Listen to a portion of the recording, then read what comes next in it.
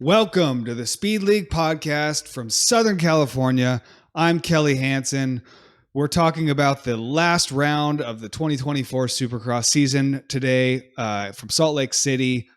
Fantasy Championship. We're actually going to do the Speed League Awards for Supercross this year. Fantasy season is wrapping up, but Pro Motocross is just about to start. If you want to sign up, it's absolutely free to play. SpeedLeagueFantasy.com. Go ahead and check it out. I'm here as always with the man, the myth, and the legend, Ryan Berkman. What's up? How's it going, Kelly? How's it going, everyone? Well, Jet did the inevitable and ended up taking home his first ever 450 class championship. And I do feel like this is going to be the first of many. I don't think that he's done winning these things. But it was cool to witness him winning his first one. He was kind of putting around the track, didn't really need to do much. Webb needed to get first or second. He needed to get last. Didn't matter.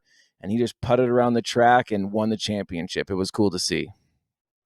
Yeah, he was not taking risks. Besides, I did see afterwards there was some, I think, non-televised clips of, with all the incidents with Anderson and his brother Hunter.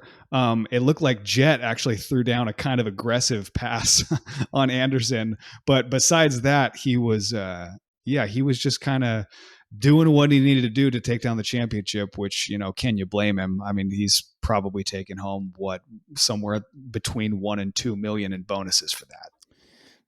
And it's funny, it's like some guys, I remember Mark Marquez in the MotoGP championship. Some guys, kind of mail it in for their last race. Some guys just can't turn off that racer instinct. And it's cool if you come out and just win the race to win the championship. That's, kind of bragging rights. But if you do that and then shit goes sideways, it's super embarrassing, stupid. Oh my man, what was he thinking? So it's I probably would have done exactly what Jet did. I don't hold it against him. I don't think he's, less of a man for mailing it in. You got to do what you got to do to lock that in. But to the Jason Anderson and the Hunter Lawrence incident, actually, it's I normally am one to kind of err on the side of, okay, that was fucked up.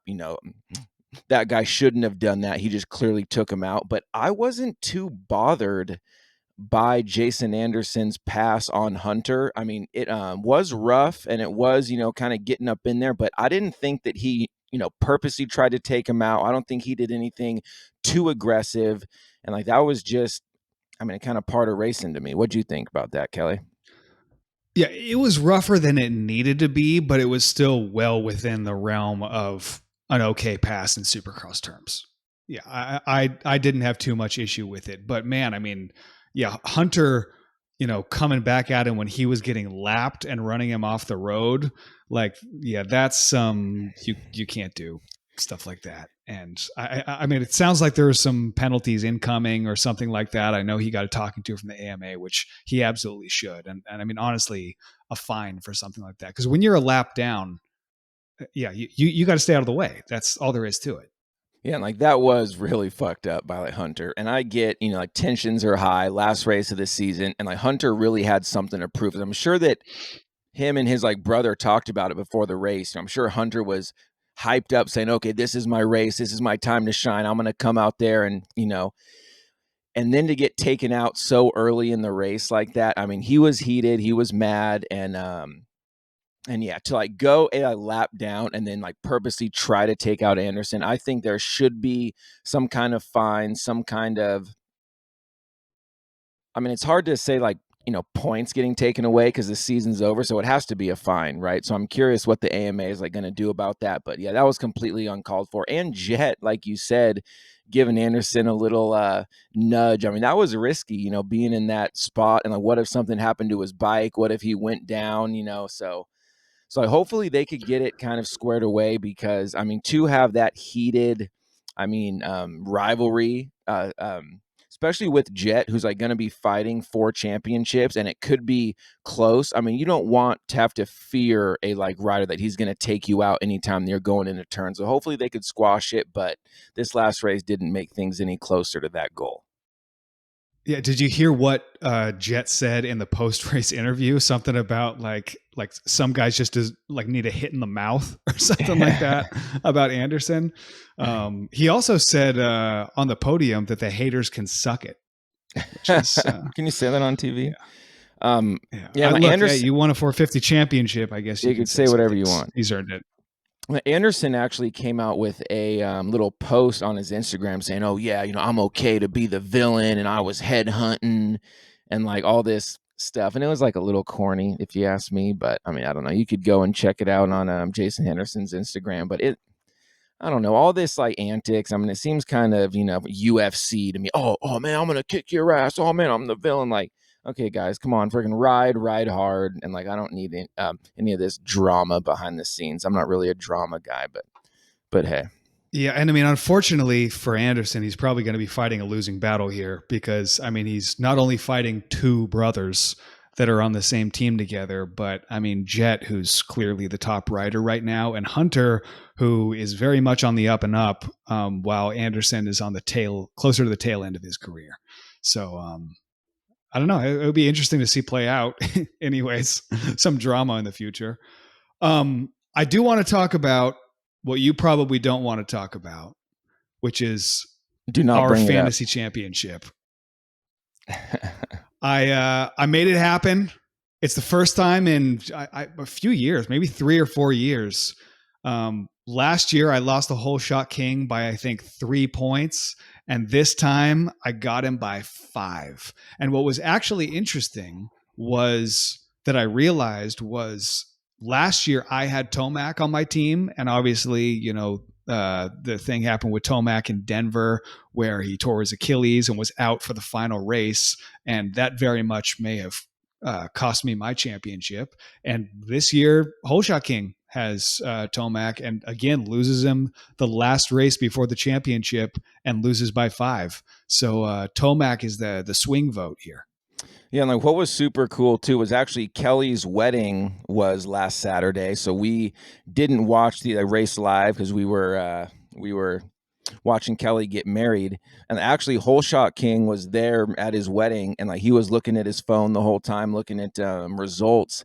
And when he saw that Kelly won, he actually snuck up to the stage and like had the like band. He goes, "Hey, like, can I make an announcement real quick?" And in front of all like 200 people, like Kelly's wedding, he was like, "Hey, attention, everyone! I just want to say congratulations to Kelly for winning the 2024 Speed League Fantasy Supercross Championship." And like that was when like Kelly found out, and like some people knew what was going on, some people didn't, but it was Most people didn't. yeah.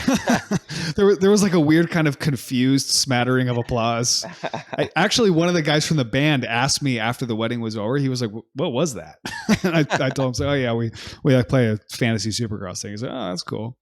But Yeah, so like Kelly won, and I got last place. It's my first time ever getting last place in like Supercross fantasy. I am absolutely freaking distraught over this because I never thought that my season would like get to this. But I mean, literally, my team was just riddled with injuries. I mean, like, every guy that I would even pick up off the waiver ended up getting hurt. I mean, for instance, my 250 West team was Burden, Veriz, Wageman, and like two of those guys didn't even make the main.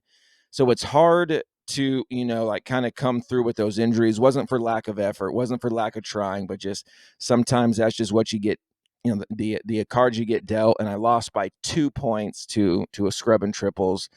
So I'm gutted, but there's always outdoor motocross, which is starting not this weekend, but next weekend. So I'm definitely going to be hitting that hard. And I'm coming for blood, Kelly. I'm coming for you. Yeah, at Scrub and Triples, who I mean was what 1-6 at the beginning of the season or something like that. We were all making fun of. Really, actually put in the work in the last few weeks to sort of restructure his team. He knew he was already mathematically eliminated from the championship, but look, the way Speed League works, that last race of the season. I mean, even if you're 0-16, if you win, you get third place. So that's what he did. And I mean, in our league, we actually have sort of our little betting structure situated so that if you get last place in our league, you have to pay out extra to whoever got the most prediction points in the league. So yeah, an expensive night for you, unfortunately. Happens sometimes, it happens, but there's plenty of other Speed League fantasy seasons going on right now. We're in a MotoGP fantasy and also F1 fantasy. Like I mentioned before, outdoor motocross coming up. So there's a bunch of different Speed League fantasy, um, bunch of different ways I could win and like get my money back. So I'm hoping that I could do that here coming up. But so that was pretty much about the race, about our Founders League, Speed League, and like now, do you want to move on to the 2024 Supercross awards for the season? I mean, me and Kelly put a lot of thought into this. We like went through and have a few different things we want to hand out the awards. Some are fantasy related, some are just people kicking ass. Kelly, let's start with our 2024 Speed League awards. Set it off. Okay, so our first award goes to the sleeper pick of the year, and like there was a few different options for this, but the one that we really actually settled on was Cody Schock, who ended up on the Club MX Yamaha taking third place in the 250 East. No one even had him picked up in our league for the first 250 East race, which was in Detroit. I managed to snag him at some point. And yeah, a bunch of really high up finishes, super consistent. And yeah, managed to finish third place in the 250 East Championship, which is kind of amazing. Cody Schock is the epitome of a sleeper pick. To go from not even drafted to like getting the podium of the championship. I mean, not only did he like totally overperform, outperform everything, but he did it not 100% health wise because he did have that collarbone issue from like coming together with like Deegan at a certain point of the season. He like fought through and he ended up beating Pierce Brown in the championship by 1 point. And it's crazy to think because like Pierce Brown started off super consistent, 3/5 in a row, 3/4 in a row. And for Cody Schock to, outscore him towards the end of the season, that is huge props, and I'm super stoked that like Cody Schock was able to get that third place in the championship. So then let's All move right, on. next one's on you. Next one's on me. Is little negative is the bust of the year. This person was ranked super high and just really didn't perform what we thought, what a lot of people thought. That is Max Anstey. Okay, he like came in ranked behind Deegan.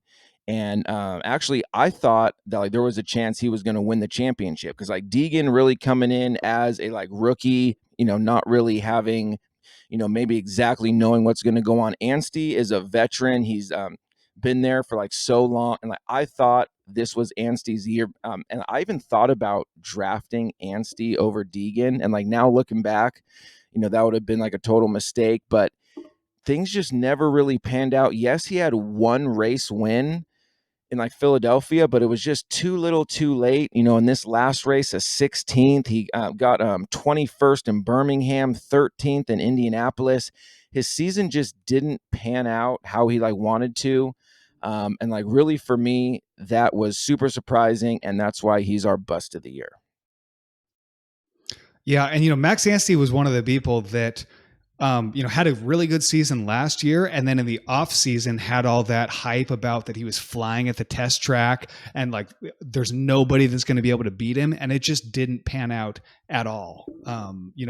He managed to get that one race win, but his overall season was way below everyone's expectations, obviously including his. So, I mean, when you had someone, with as high expectations as him doing so poorly, and then someone like Tom Vial, who was ranked a lot lower and ended up doing so well. Yeah, that's a tough season for Max Anstey. So there is some talk that apparently Max Anstey may have a deal with Star Racing Yamaha to be coming back. Apparently, he already trains with some of those guys, so hopefully some improvement for this upcoming year. But yeah, a rough season for Max Anstey. Okay, the next section, Mr. Consistency. And this is a really important one for fantasy because, Sometimes even if you have a guy that can come out and win races, but might not be doing it and is really chaotic all the time, a really important part for fantasy in our game is getting prediction points. And being all over the place will cost you a lot over the season and potentially some matchups and maybe even a championship for prediction points. So having someone you could predict in close to the same place and get some prediction points every week is hyper important. There was this was actually a really close one, but we ended up giving this one to Cooper Webb. Which is a consolation prize for Cooper Webb. Obviously, he wants that championship. Ended up losing it to Jet by 15 points, but Webb was on the podium the vast majority of the races over the season, and definitely one of those guys that you could predict around third place, and you're going to get some prediction points for him almost every single week. Whether he's getting dead on in third, occasionally winning a race, usually not doing worse than fourth or fifth. Yeah, so I had Cooper Webb on my team all year. He was my like shining star, the one guy that actually stuck around for me. And like I pretty much had him second or third for the whole season. Not only was he scoring me those points for like finishing high up, but also always got like prediction points for him. And actually, speaking of like consistency too, is that this last race in like Salt Lake, I know that he had that like hand injury or the thumb injury, and I actually dropped him down to a sixth place prediction, thinking, the pain was going to be a little too much. And then that's actually what cost me the like consolation matchup, was because he did, like he always does, finish third, and I would have got, dead on 5 points. But yeah, it's like Webb always has been Mr. Consistency, not only this year, but like last year. And I'm curious to see, like through this healing process of his hand and like being 1 year older with these guys, getting faster, Jet getting faster, Sexton getting faster. I'm like curious when that turn is like gonna, happen, because like eventually Webb and Tomac are like slowly gonna start falling off. Obviously, Tomac did a little bit this year. So hopefully Webb next year can also win this like consistency award, because he always has been the king of consistency. Next. Yeah, and I mean, Go all right, ahead, yeah, Kelly. go ahead. Let's Okay. let's move on. Look, I could talk about Webb all night. I love Cooper Webb. His racecraft is crazy good. And I mean, you could argue, this year he was riding as good or better as he ever has been. I mean, he said that himself. He said that on the podium. He's like, I feel like I can be proud of what I've done this year. How well he's riding, but Jet is just that much further ahead. So he's doing what he can, and the Mr. Consistency Award is a good one to get. So I have another kind of sad one and somber one, but it is the heartbreak of the year. And that one has to go to Austin Forkner for the whole situation. Not only did he have a horrendous crash that looked like, he could have broke his neck and been paralyzed forever, but he looked so good race one. He like won the like first race Detroit, and he was leading second race Arlington, and it looked like this was his time finally. I mean, over the past 5 years, just bad luck. And like he even said after the first race, he said, "Hey, like, me and my team have been practicing so hard for like me not to make those little mistakes. I'm going to last this season. I'm feeling good." And then it just came back to bite him again. And like, not only did he lose out on a like, potential championship that he's been searching for, but like he's like starting to like, have some doubts on even him continuing to ride. I mean, I know that he like came out with an Instagram video like a couple days after the injury saying, "Hey, like, is this what God really wants me to do? Am I going against God by like riding?" And just the whole situation was like absolutely heartbreaking. And I think that, there is no other situation this season that could really have, such a heartbreak as this Austin Forkner situation. Yeah, I mean, from what I've heard, he's still got. I don't know if it's a contract or is basically just set up to continue riding with Pro Circuit Kawasaki. But I mean, his career trajectory, that was hard to say all of a sudden. His trajectory should have ended him up in the 450 class 5 years ago. with the Yeah. speed he's had. And I mean, this year, those first couple races looked like he was right back on track. Like, I mean, he was just flying, ready for the 450 class, going to dominate this championship. We talked about this when it happened. Obviously, it's so brutal what happened to Faulkner. But no, look, I want to see him back next year. It looks like we're going to have probably the 250 champions from this year are going to continue in the 250 class for next year. So it'd be great to have another serious contender in there to mix it up with them. Yeah, RJ has said that he really wants to um, defend his 250 West championship and then hopefully move up to 450s for outdoors. Vial, I think, was such a surprise coming up that, there's no expectation of him moving up to 450s yet. So he's going to stay in the 250s and defend as well. So, yeah, should be an exciting year next year. And we hope to see Faulkner at full health and keeping it on two fucking wheels for once. Okay. Moving on to our second to last award.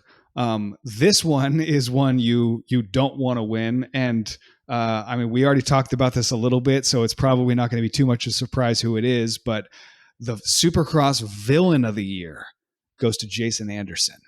And yeah, he really kind of earned that at the last round, especially, and put his stamp on it. Uh, Obviously, the little move that Hunter Lawrence pulled on him gives Hunter a few villain points. But I mean, even going back to the incident way early in the season with Anderson and Jet, and Anderson's grabbing Jet's helmet and shaking it around. The whole thing all the drama gets taken off the track to Instagram, and everything's going on like.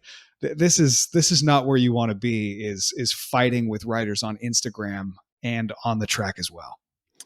Like Jason Anderson, honestly, is like one of my favorite riders. I mean, like back when he won his like championship, I believe. When was that? Was that like 2019 or something like that? 18, I think. 18.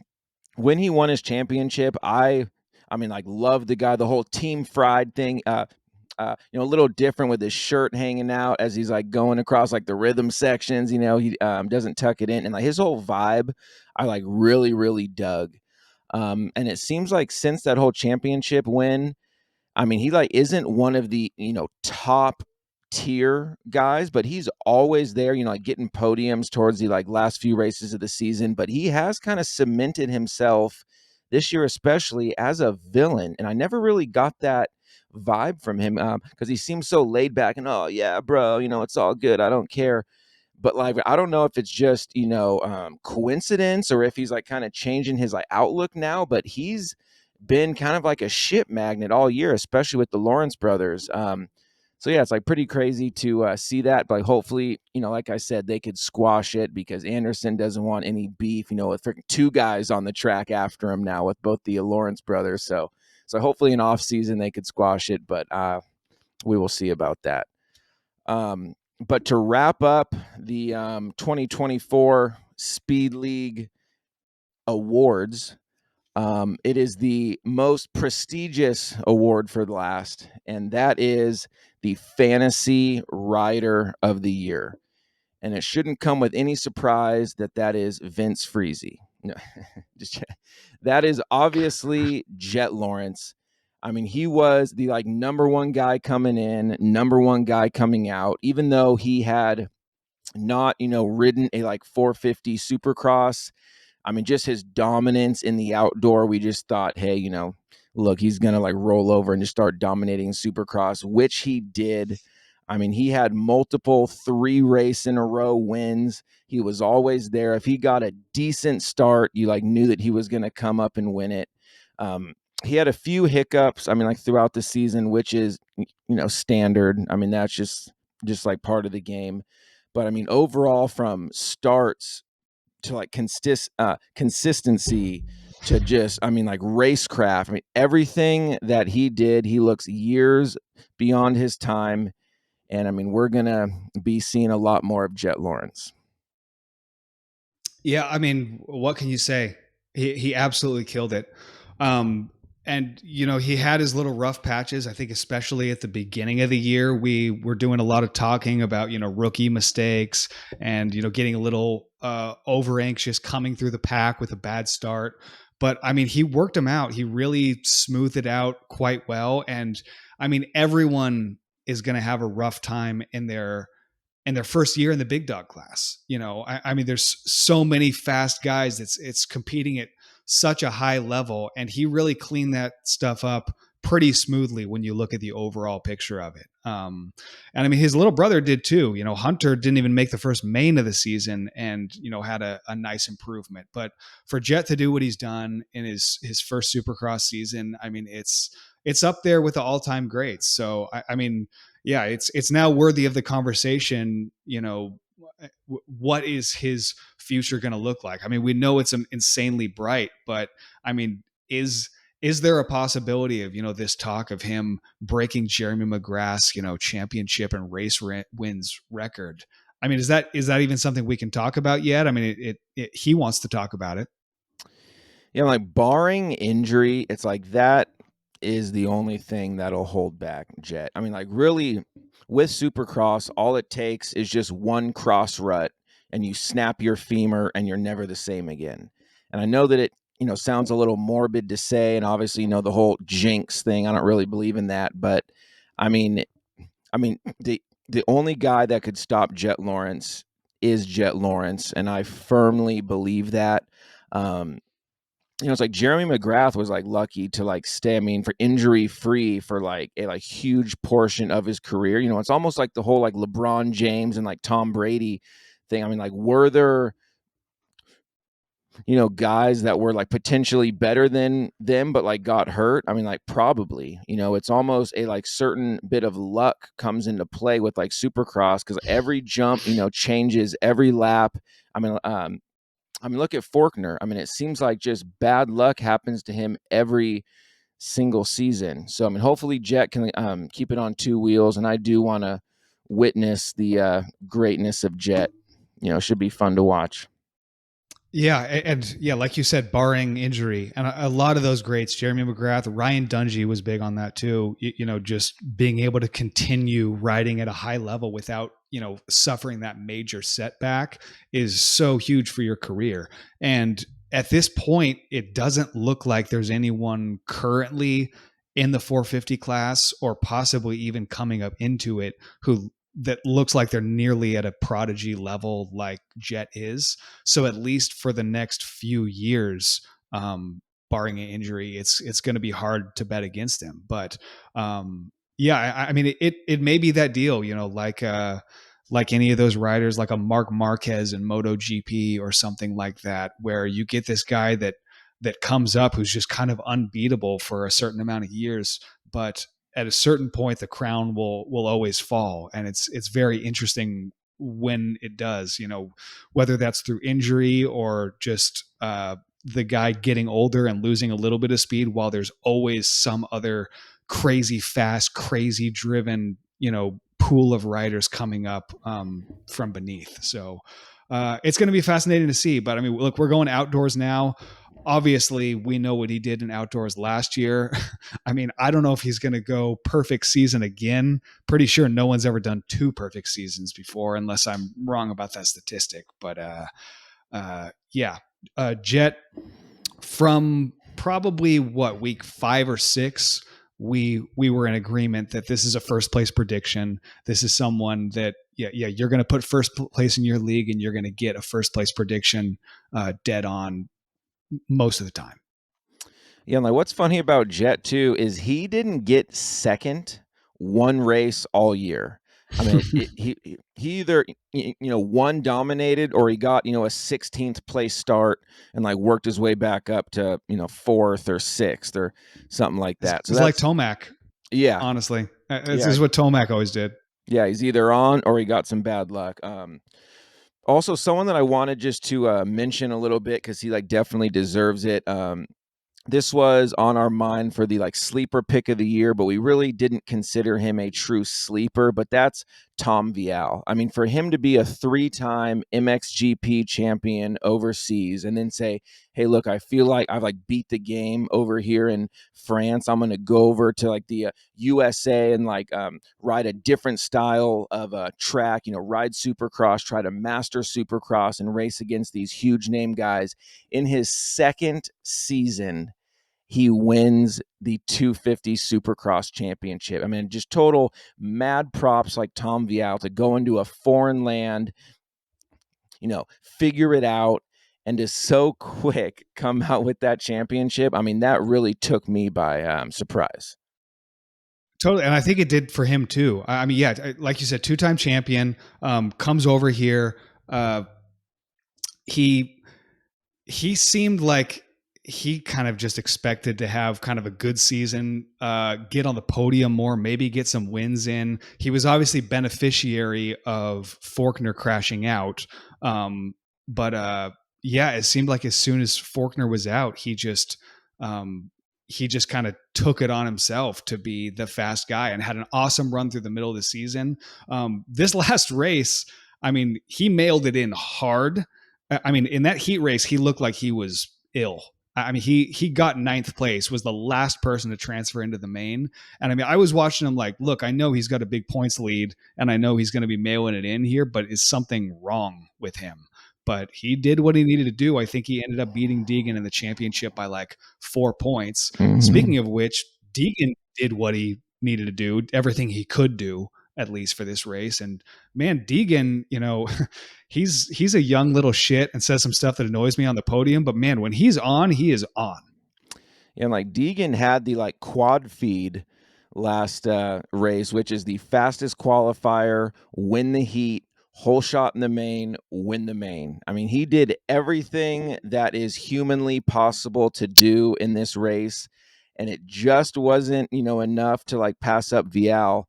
But I mean, Deegan, speaking of bright futures, I mean, two like rookies in their like respective class. I think Deegan has a bright future ahead of him, but he is, a lot younger than Jet. So like obviously these like growing pains are like going to be a little more severe. But I mean, Deegan, I think next year, I mean, depending on, what happens, what coast, but I mean, Deegan's going to be a force to be reckoned with.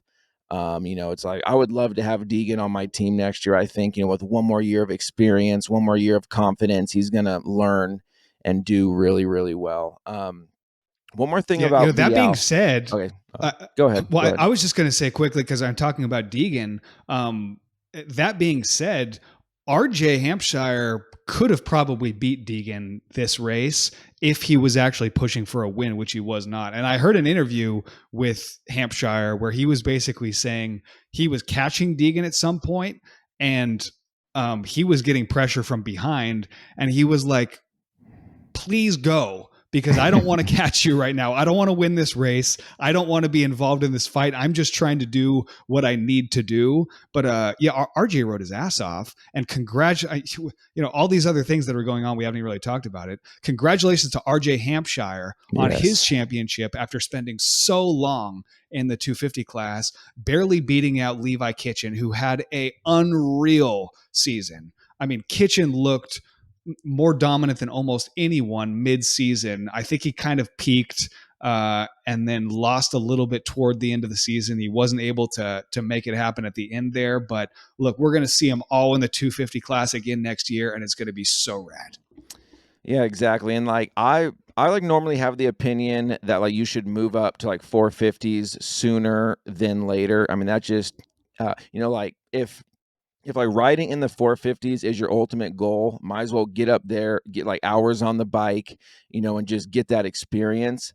But like, as a fan, I'm like really excited to see, Kitchen, Hampshire, Smith, Shimoda, Deegan, Anstey, Vial. I mean, all these guys come back next year to duke it out again. I mean, I'm really looking forward to like next season and the outdoors too. It's going to be cool because there are a lot of fast 250 guys that could win on any given night.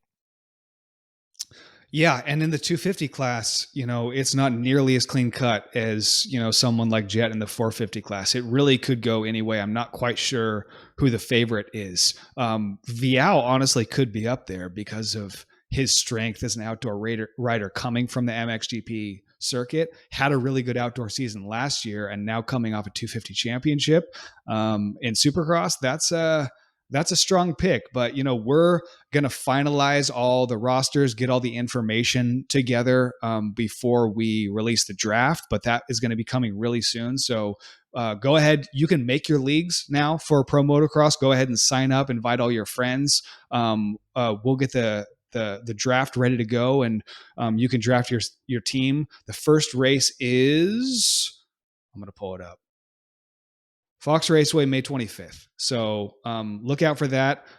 Generally, the closer to that date you draft, the better, because you're not only gonna have the most updated information, but if anyone's training for outdoors and gets injured or something like that, you just eliminate, having drafted someone, especially a top rider that, gets hurt training 3 days before the first race. That all sounds good. I think that wraps up this episode of the Speed League Fantasy Podcast. Do not forget to go on, sign up, invite your friends, leave a like, comment, subscribe, all that fun stuff. We'll look forward to hearing your comments and how your league's going and how you're looking forward to the outdoors. But I think that pretty much wraps it up. Have anything else to say, Kelly Hansen? Recently married Kelly Hansen. Just congratulations to me, and you suck at fantasy. That's it. We'll see you next time, everybody. See you guys.